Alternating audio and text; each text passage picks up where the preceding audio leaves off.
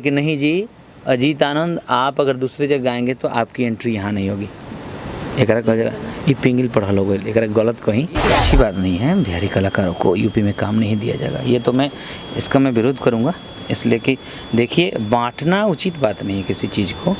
अब जुदाई जान जखम हमर सिए न दे, याद तहर जिए न दे, तो खाए न दे पिए न दे, याद तहर जिए न दे। लेकिन बदनामी लेके और बहुत बड़ा नाम होता बात ऊपर पर सब चीज के लगे जैसे कि कुछ हेराइल बा, लगे जैसे कि कुछ हेराइल बा,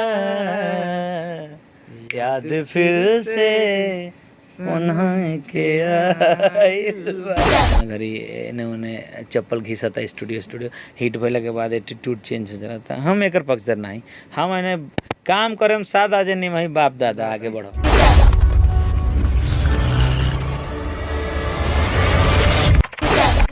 नमस्कार, प्रणाम। लाइव लॉन्ग न्यूज़ में आप सभी का स्वागत है। मैं हूं आपके साथ खुशबू राय। चलिए फिर से पहुंच चुके हैं शिवा स्टूडियो में और हमारे साथ भोजपुरी के बहुत ही दिग्गज कलाकार। जी हां, आप जानते भी होंगे क्योंकि भोजपुरी के एक ऐसे कलाकार हैं जिनकी छवि और पहचान बहुत ही अलग और बहुत ही बड़ा उम्दा है। जी हाँ, मैं बात कर रही हूँ अजीत सर की। अजीत सर जो कि भोजपुरी कलाकार तो हैं ही, साथ ही एक ऐसे कलाकार हैं जिनकी एंकर में टीवी एंकर भी बहुत सारे मतलब टीवी शोज़ में रह चुके हैं। उसके अलावा भी इनके कई शोज चलते हैं जिसमें आप इनको देख चुके होंगे। इससे पहले भी हमने इनसे ढेर सारी बात की थी, आज फिर से मौका मिला है इनसे बात करने का। तो अजीत सर आपका बहुत बहुत स्वागत है। बहुत बहुत धन्यवाद आपका और आपके दर्शकों का सभी का, थैंक यू। साथ ही अपू भैया को तो आप जानते ही होंगे, ये शिवा स्टूडियो को का म्यूज़िक डायरेक्टर हैं और साथ ही एक प्यारे सिंगर भी हैं क्योंकि गाना भी गाते हैं। तो अपू जी आपका भी बहुत बहुत स्वागत। लाइव लॉन्ग के सभी दर्शकों को मेरा प्यार भरा नमस्कार। और आप लोग तो खैर काफ़ी पहुँचे हुए उम्दा कलाकार हुए हैं, पहुँचे हुए फ़कीर हैं ऐसा कुछ ये डायलॉग फेमस है, पहुँचे हुए फ़कीर। चलिए अजीत सर, बहुत सारा गाना आपका आया है। इससे पहले भी अपराधी सॉन्ग अच्छा मार्केट में चला था, उससे भी बहुत सारे मतलब चले थे। हाल में ही आपका एक सॉन्ग रिलीज़ हुआ, मैं चर्चा करना चाहूँगी, सेनुरा जनी डाला। उसमें दो किरदार आपने निभाया है, उस गाने को लेकर क्या कहेंगे? बहुत दिन से मेरे मन में चलता था कि मतलब भोजपुरी गानों में फिल्मों में तो डबल रोल जो पहले हम लोग बचपन में सुनते थे कि हम लोग सुनते हैं मिथुनवा के में डबल रोल बा। बचपन में जब वीडियो का ज़माना चलता था, जब शादियों में ऑर्केस्ट्रा के बाद लोग कम पैसे खर्च करने के लिए वीडियो चलाते थे अपडेट होने के लिए। अपडेट हो गया था वो समय, 90s की बात आपको बता रहे हैं। तो उस समय वीडियो चलता था। वीडियो तो हमेशा गांव के लड़के बोलते थे कि अजय देवगनवा के ये में डबल रोल बात, हमारे बुझाएं कि डबल रोल कहा। तो जब बड़े हुए तो समझ में आया अच्छा डबल रोल मतलब एक ही आदमी दो कैरेक्टर करता है। तो हमारा मन में आयल नो कि अगर हमने के सिनेमा में डबल रोल बा तो गाना में भी डबल रोल कल जा सकता है ना। तब ये गाना में मैं थोड़ा एक्सपेरिमेंट करी कि एक मैंने हम ही दोनों कैरेक्टर दूल्हा के भी करम, एगो पागल प्रेमी होकर बाटे वो दोनों रोल करें। तो भाई अब एक ही आदमी दो रोल कर रहा है तो उसके कैरेक्टर को कॉन्ट्रास्ट करना होगा बिल्कुल अलग दोनों को। तो एक में मैंने पहले क्या किया कि उसमें सेनुरा जनी डाला में जो पागल प्रेमी वाला कैरेक्टर है उसमें मैं मूँछ बढ़ा के पहले से रखा था, थोड़ा सा दाढ़ी और मूँछ बढ़ा के, और उसमें शर्ट खुला हुआ, टी शर्ट ऐसे खुला, लोफर वोफर के जगह वाला पट्टी वट्टी लगैले, हाँ रोड छाप स्टाइल में। तो वो पहले शूट करनी था।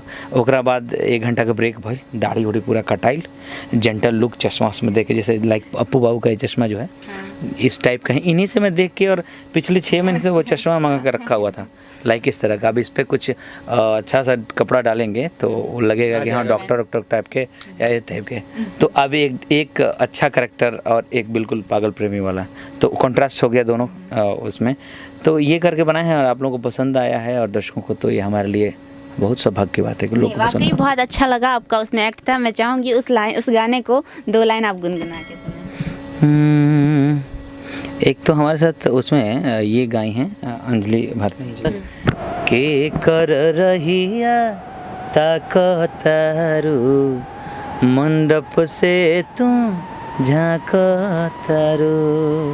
फिर लड़की का लाइन है कि करी जत तो ई मत बूझी अतना बुड़बक बा से नूरा जाने डालिए जी ए पमजनुआ के हो बहुत अच्छा शुरू ऐसे इसमें तो हमारा तो दो ही लाइन है, 2 लाइन मुखड़ा में और 2 लाइन अंतरा में है। लेकिन ज़्यादा इसमें लाइन उनका अंजलि का है और रियली अच्छा कॉम्बिनेशन है, नितेश भाई का कॉम्बिनेशन किया हुआ है। अजीत सर, बहुत दिनों से मैं सोच रही थी कि आपसे मुलाकात करूं और एक भोजपुरी इंडस्ट्री का एक बहुत बड़ा सवाल है जिस पे मैं आपसे बात करूं, क्योंकि कहीं ना कहीं देखा जाए तो भोजपुरी इंडस्ट्री से बहुत अरसे से आप जुड़े हुए भी हैं और भोजपुरी को बहुत तह तक जानते हैं। अभी एक बहुत बड़ा सवाल अराइज हो रहा है कि यूपी में यूपी के कुछ डायरेक्टर्स ने और प्रोड्यूसर्स ने आपस में मिलकर ये बात रखा है कि बिहारी कलाकारों को काम नॉर्मली नहीं दिया जाएगा यूपी में। इस बात को लेकर आपकी क्या राय है? ये तो अच्छी बात नहीं है, बिहारी कलाकारों को यूपी में काम नहीं दिया जाएगा। ये तो इसका मैं विरोध करूँगा, इसलिए कि देखिए बांटना उचित बात नहीं है किसी चीज़ को। अब इस तरह तो बांटा जाए तो छोटे छोटे चंकों में गांव टू गांव बांटा जा सकता है। छपरा से आरा को बांट दीजिए, पटना को अलग बांट दीजिए, मैंने अलग अलग बेस होता है, जातिवाद में बांट दीजिए, जगह में बांट दीजिए। इस चीज़ को मैं बिल्कुल सपोर्ट नहीं करता। वहाँ एक रूल रेगुलेशंस होना चाहिए और वहाँ के कलाकारों को, यूपी के जो बेसिक कलाकार हैं वहाँ के स्थानीय, उन लोगों को थोड़ा ज़्यादा प्रेफरेंस मिले। वो तो पहले से है ही कि सब्सिडी तभी मिलेगा जब यूपी के कलाकार हों। वही होना चाहिए। अब ई हो गई पिंगिल पढ़ल एक कहल जला भोजपुरी, हाँ पिंगिल पढ़ल कि अब जैसे पहले से सब ठीक चलता तो का ऐसा कर जाए जो हंगामा हो जाए भाई तो ठीक बा, काहे कि ठीक बा।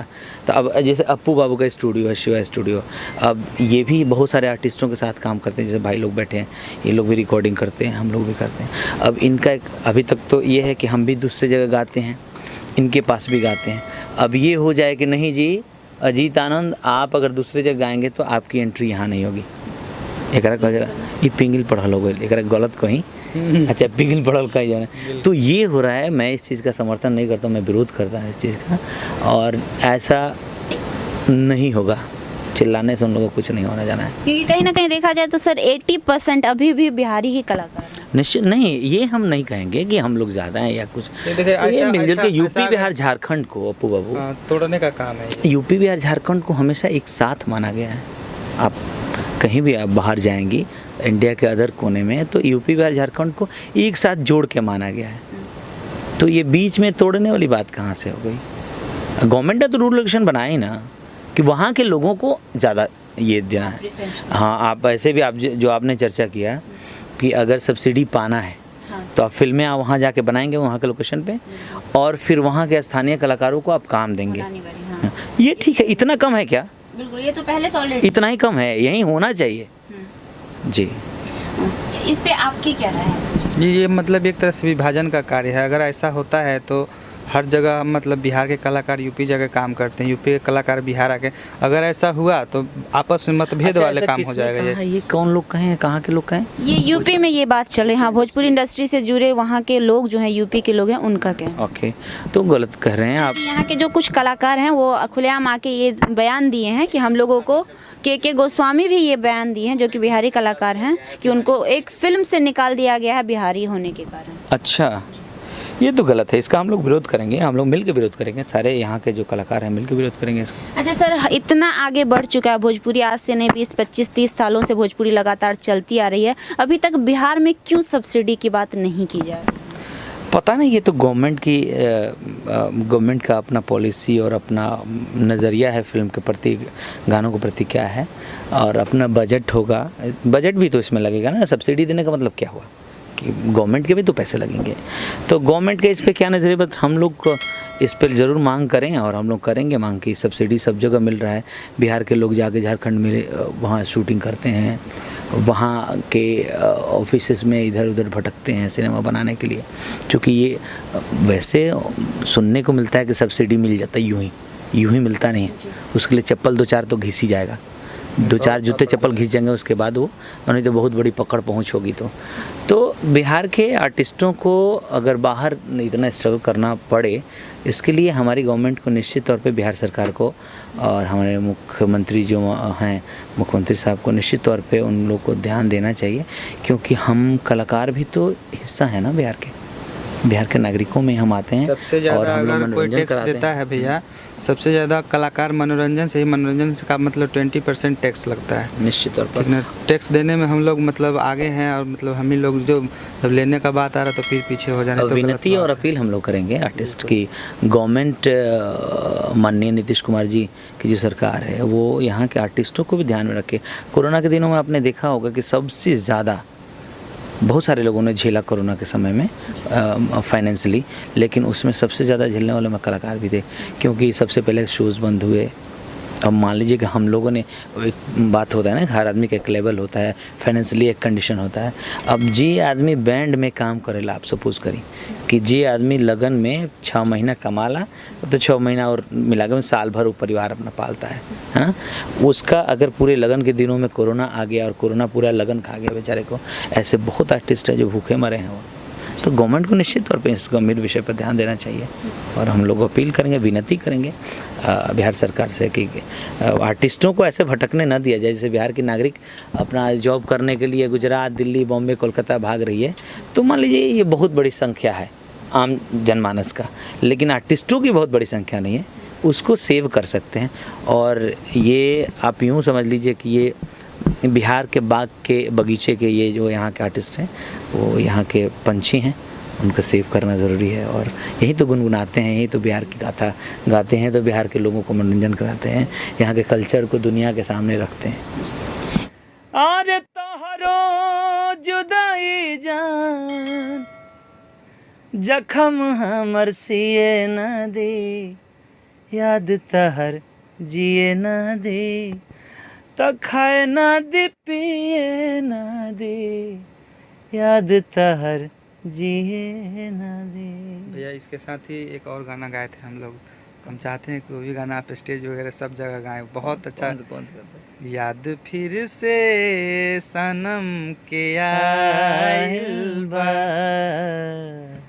याद फिर से सनम के आइल बा, कि लगे जैसे कि कुछ हेराइल बा, लगे जैसे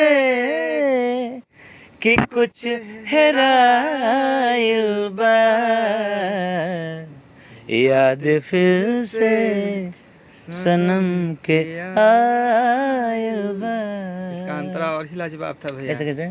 अंतर ऐसे था, जदी जदी जे पंख होत ता उड़ के आईती, पंख जे होत त उड़ के